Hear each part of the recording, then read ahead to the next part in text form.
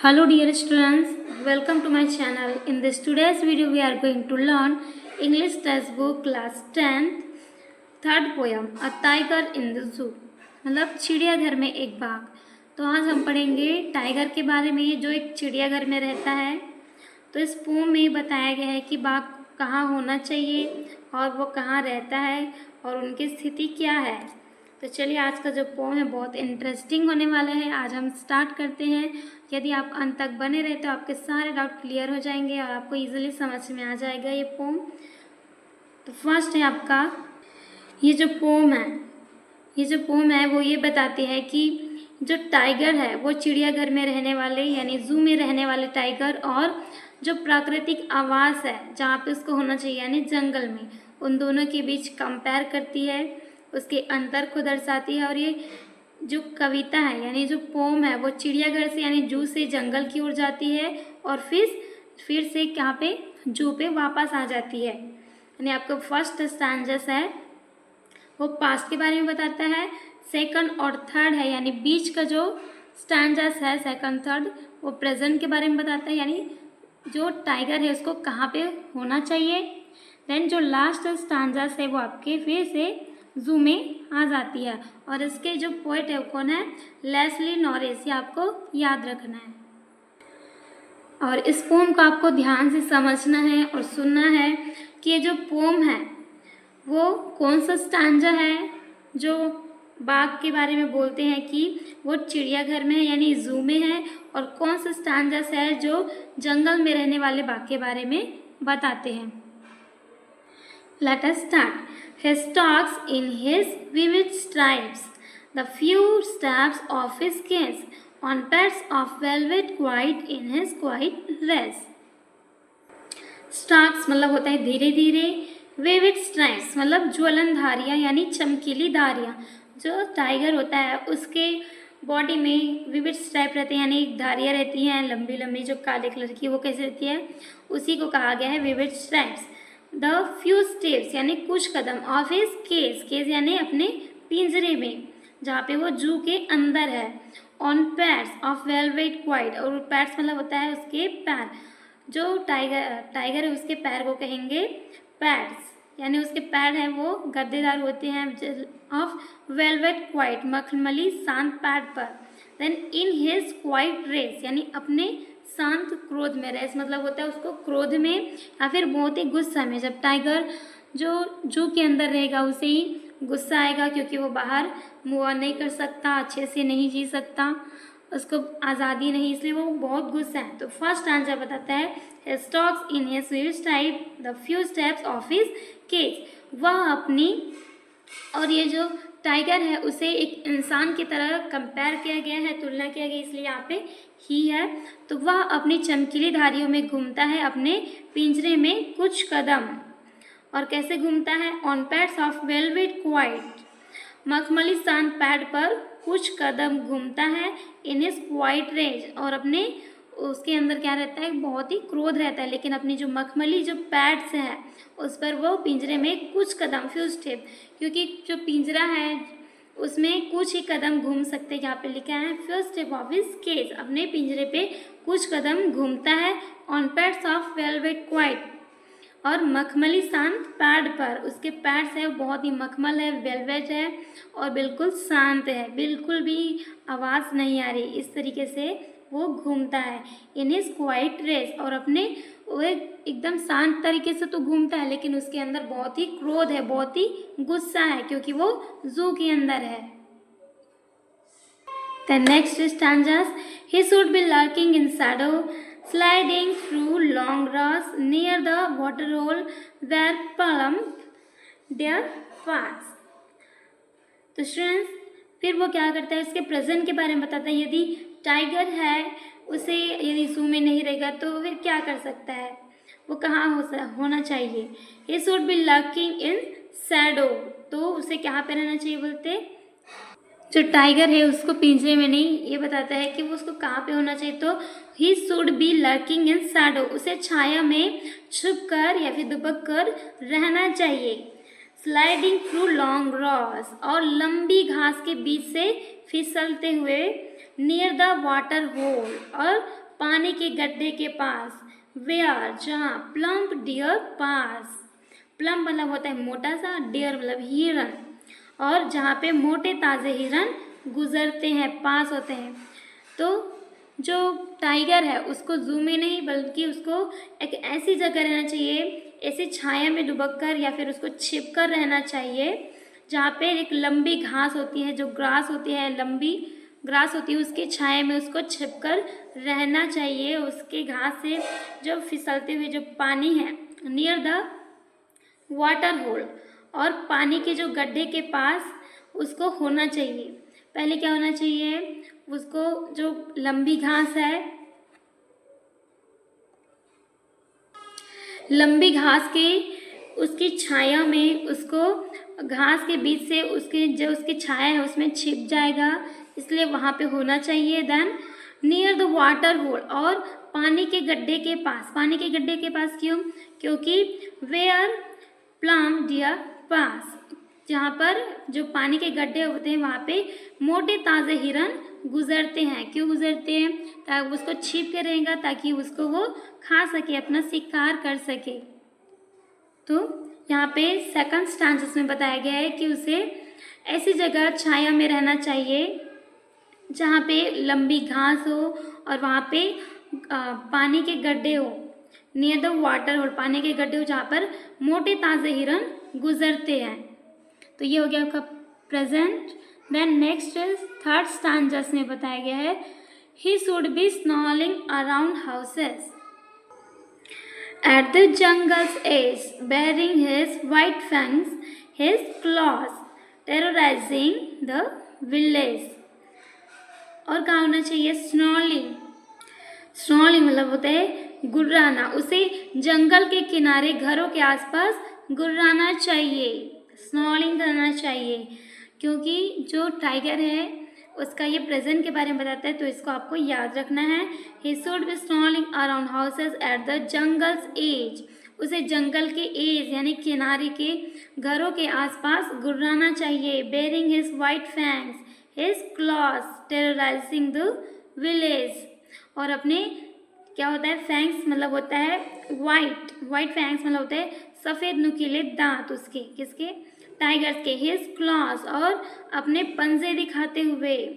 Terrorising the village, गांव को आतंकित कर रहा है, मतलब गांव को डरा रहा है।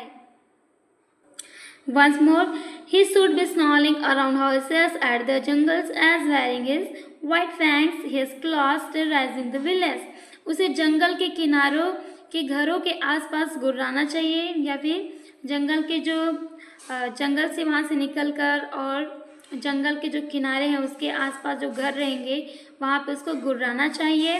Then baring his white fangs, और अपने सफ़ेद जो नुकीले दांत है और अपने पंजे, अपने क्लॉज को दिखाते हुए गांव को डराना चाहिए या फिर डरा रहा है, ऐसा इसका मीनिंग है। देन नेक्स्ट स्टांजास है, but he is locked in a concrete cell, his strength behind bars, stacking the length of his cage, ignoring visitors। और लेकिन क्या होता है, but he is locked in a concrete cell, लेकिन उसे concrete की कोठरी में यानी जेल में बंद कर दिया गया है। स्ट्रेंथ बिहाइंड बार्स, और सलाखों के पीछे की उनकी ताकत। बार्स मतलब होता है जो पिंजरा है उसका,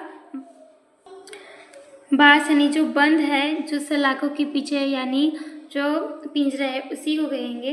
then but he is locked in a concrete cell, लेकिन वह कॉन्क्रीट की कोठरी में बंद है और सलाखों के पीछे उनकी ताकत है, उसकी ताकत काम नहीं करी कि उसको तोड़ नहीं सकती। Stalking the length of his cage, और एज मतलब केज मतलब होता है जो उनका पिंजरा। इग्नोरिंग विजिटर्स, और इग्नोरिंग मतलब उसको वो इग्नोर करता है किसको? विजिटर जो उसको देखने के लिए आते हैं। लेकिन वह कंक्रीट की कोठरी में बंद है।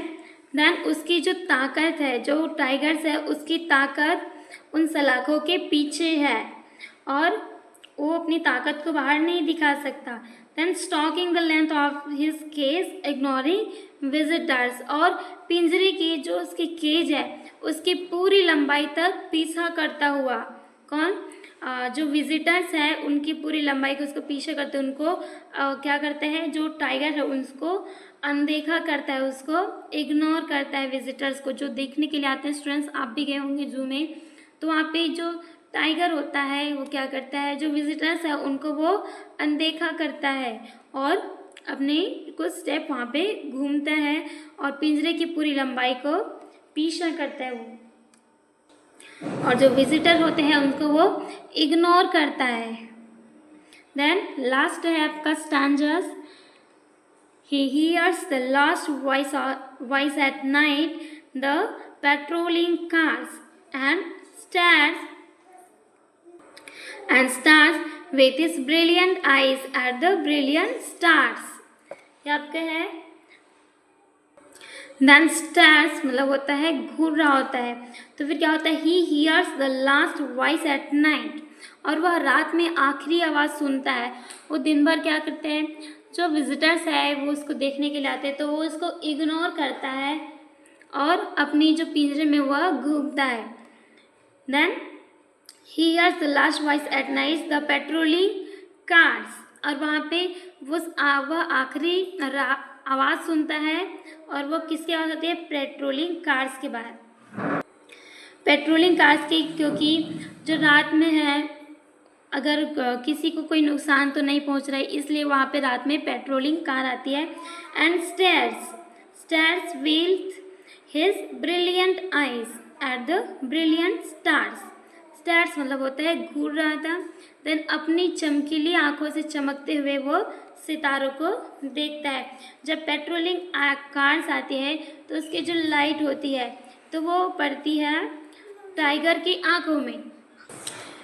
वह जब पेट्रोलिंग कार की जो लाइट है उसकी आंखों में पड़ती है टाइगर की आंखों में, तो उनकी आंखें हैं वो चमकीली आंखों से चमकते हुए सितारों को देखता है। उनकी आंखें क्या होती है, चमकती है। किसी लाइट को अगर देखें तो इस तरीके से बताया गया है, जिसके पोएट है लेस्ली नॉरिस।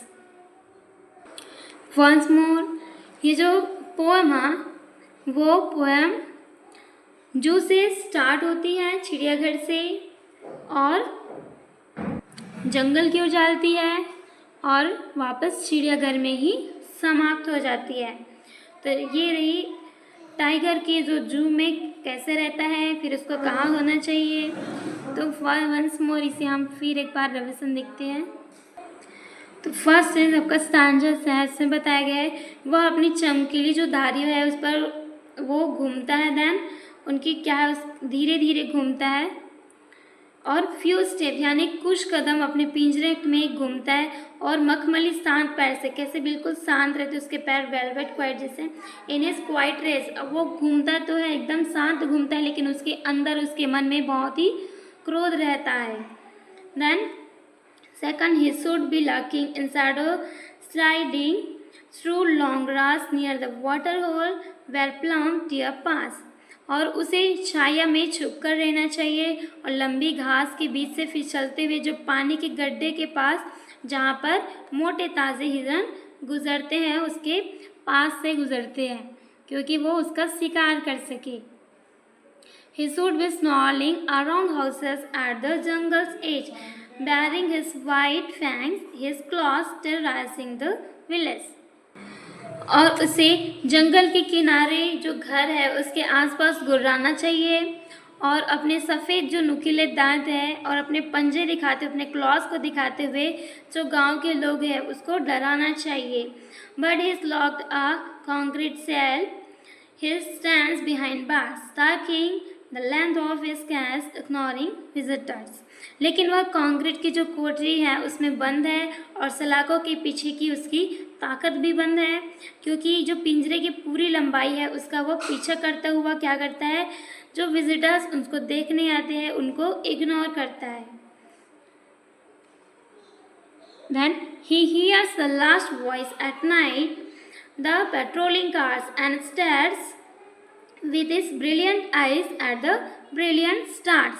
और वह रात में आखिरी आवाज़ सुनता है, जो लास्ट है वो आवाज़ को सुनता है पेट्रोलिंग कार की। And stars with is brilliant eyes at the brilliant stars, और अपनी चमकीली आंखों से चमकते हुए सितारों को देखता है। मतलब जो पेट्रोलियम कार आती है उसकी लाइट्स, उनको आंखें जो दिखती है वो जैसे हम देखते हैं, जिसकी बिल्ली है और कुछ जानवर उसकी आंखें रात में है वो चमकती है, वैसे ही जो टाइगर है उसकी आंखें जो चमकती है और क्या करता है, अपनी चमकीली आंखों से चमकते हुए सितारों को देखता है। तो यहाँ पे आपका जो पोम है वो कंप्लीट होता है। देन वीडियो को लाइक करें, अपने फ्रेंड्स को शेयर करें, सब्सक्राइब करें, and thanks for watching this video. मिलते हैं नेक्स्ट वीडियो में।